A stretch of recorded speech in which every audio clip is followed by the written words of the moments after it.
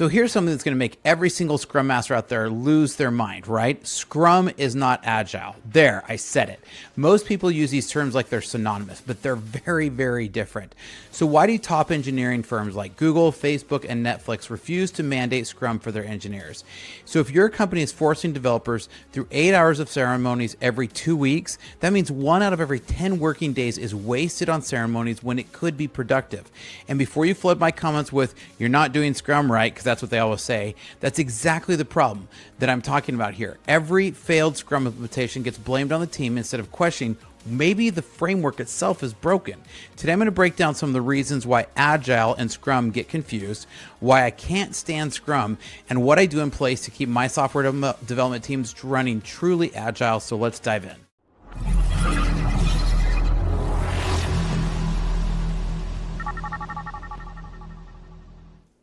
Welcome to Startup Hack. I'm Spencer, and here at Startup Hack, we love to train software developers and build custom software solutions for companies. With a decade of executive leadership as a fractional CTO and 25 years in software development, I've mastered transforming tech teams and products. All right.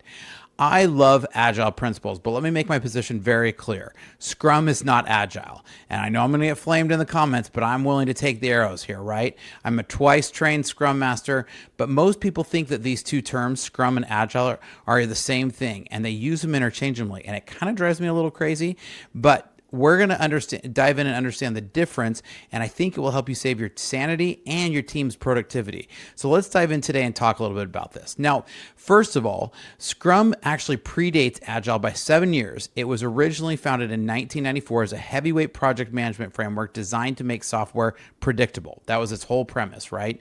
Now, Agile was created in 2001 by 17 developers who valued, quote, individuals and interactions over process and tools. So they came up with what was called the Agile Manifesto.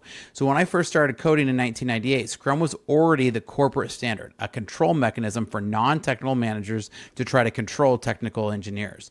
So Agile is a mindset focused on people and outcomes, while Scrum is a rigid process focused on ceremonies and artifacts. The Agile Manifesto explicitly says, working software over comprehensive documentation, end quote. Yet, Scrum drowns teams in burn down charts and velocity metrics. Scrum dresses itself up as in Agile's clothing while completely violating Agile's core principles of people over process. People over process, right? Every time Scrum fails spectacularly, the defenders immediately blame the implementation rather than questioning the framework. If intelligent engineers consistently can't implement Scrum correctly, maybe the problem is that Scrum is inherently flawed. So I've been a certified Scrum Master twice, and I've watched it fail at every company I've worked at trying to implement it. The framework is so fragile it requires expensive consulting, coaching, and certification just to be supposedly functional. Now, fake Scrum exists everywhere because pure Scrum is almost incompatible with real business needs and human nature. So think about it. To do Scrum right, you have to burn at least 1 out of every 10 days doing ceremonies. That's an immediate 10% drop. And that isn't talking about how messed up sprints are, which I'm going to talk about here in a minute. And every time I get told that it's actually the dysfunction of the team when their precious Scrum doesn't work, right? And that's kind of what drives me crazy here. When a methodology success rate is so low that failures are always blamed on the user error, that's a design flaw, not an implementation problem.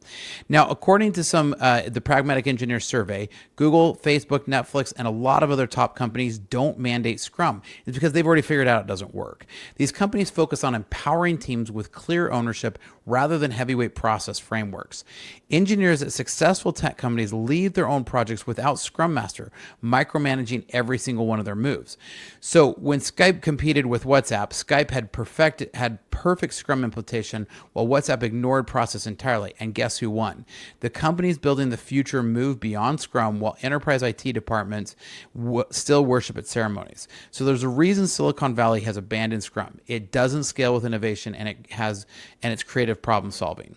Now, one of the biggest things, and I'm going to start to really break down some parts of Scrum that I really can't stand. I loathe retrospectives every single sprint. It's like being trapped in a broken record player. Now, I know that healthy postmortems after a major project completion are super valuable, but bi-weekly retros are productivity poison. Retrospectives turned into sixth grade student body president elections where the people promise unlimited recesses and ice cream for lunch. You know those elections you'd have in elementary school where the president would get up and be like, if you vote for me, I'm going to give you unlimited recesses and ice cream for lunch. They're promising things they can't deliver. And we get into these retrospectives, and really what it turns into is the most vocal, negative person dominates the conversation while productive developers sit there counting the ceiling tiles, right? Teams identify the same problem sprint after sprint because they have zero power to change organizational issues. And most of the time, what comes out of these retrospectives are actually organizational issues. Now, the other part of this that doesn't really make sense is by the time you get into retrospective, you usually have the next sprint already planned. So it doesn't even give you time to make that change. So then you get 2 weeks later, you're back into another retro and you're complaining about the same problems because you didn't have time in this sprint because it didn't get planned. And so you're still right back where you started. So you can see where this just becomes an insane hamster wheel. Now, if your company has systems that aren't connected and you have processes that aren't working with your development team, reach out to me because here at Startup Hack, we love to train software developers. So reach out to me at startuphack.com/Spencer because we'd love to help out. Now, half the time that we spend in story pointing theater, right? I can't stand the story pointing, the planning where we sit there and do backlog grooming and talk about story pointings. Was this a 3? Was it a 5? Everybody's going back and forth.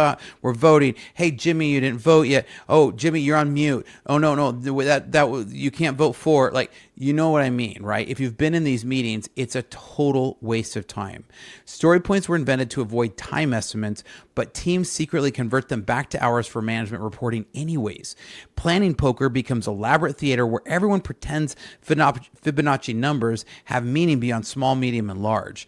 The person who's best at gaming the story point systems gets rewarded, not the person doing the actual work.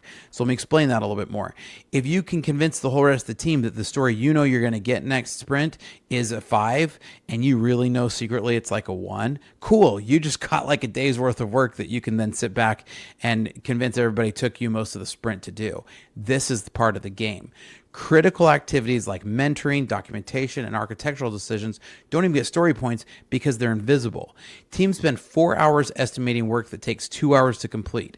The math is absolutely ridiculous. I've spent so many hours estimating stories that could have been done in a fraction of the time that it took us to just estimate the stupid story point.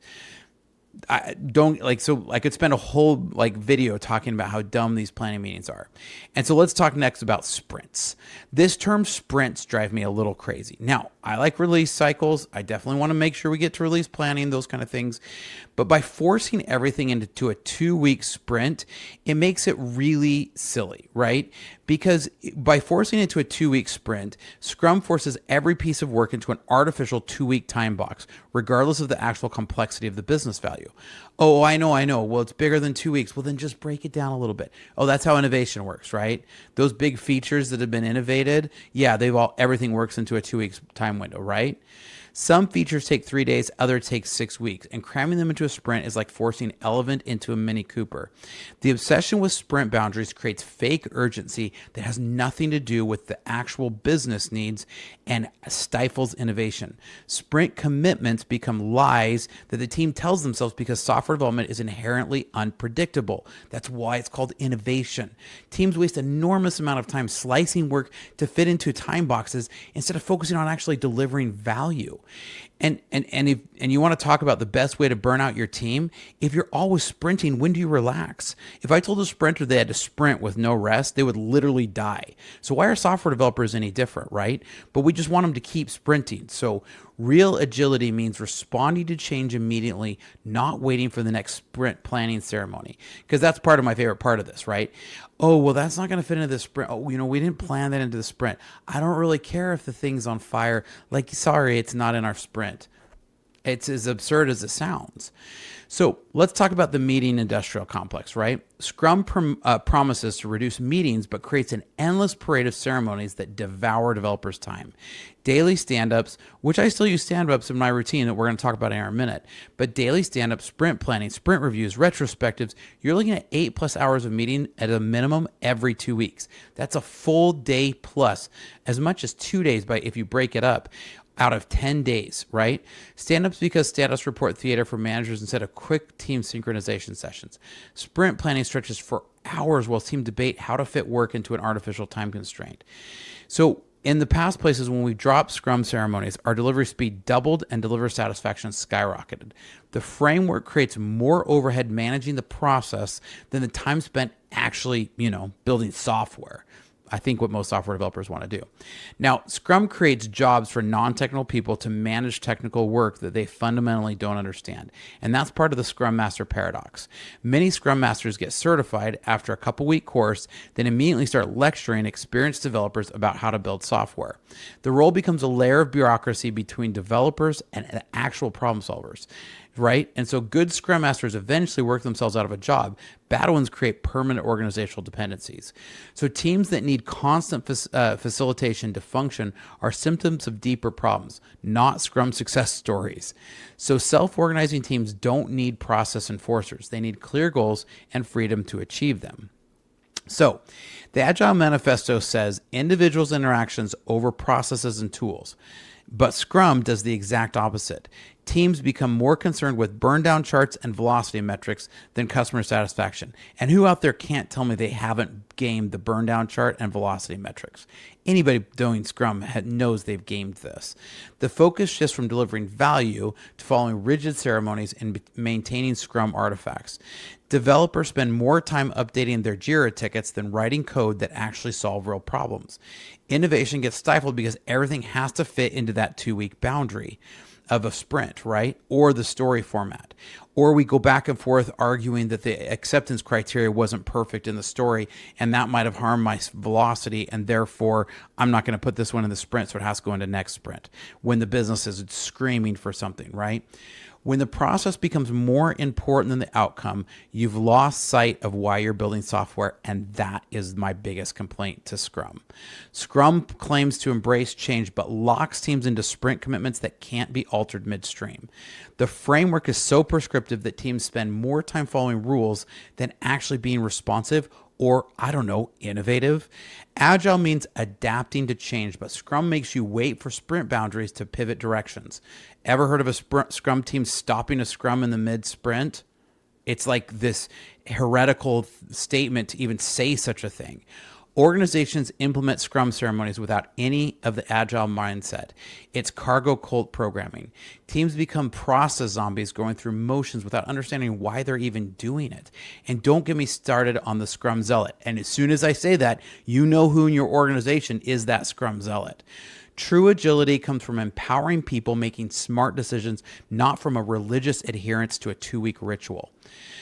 Scrum implementations require expensive tools that become productivity black holes for developers. Jira, for instance, the most popular of the Scrum tools, has a net promoter score of -83 among engineers. That's worse than getting a root canal, by the way. Teams spend more time updating tickets and maintaining burn down charts than actually writing code. The tools make it easy for managers to micromanage and track vanity metrics instead of real progress, delivering software. Maintaining Scrum artifacts often requires dedicated administrators just to keep the bureaucratic machine running. I know at an organization that I worked at previously where there was about 45 developers, we had to have one Agile coach for the 45 developers who then managed 4 Scrum Masters for the 4 teams. So that means that almost 10% of the development organization was actually just the coaches and Scrum managers.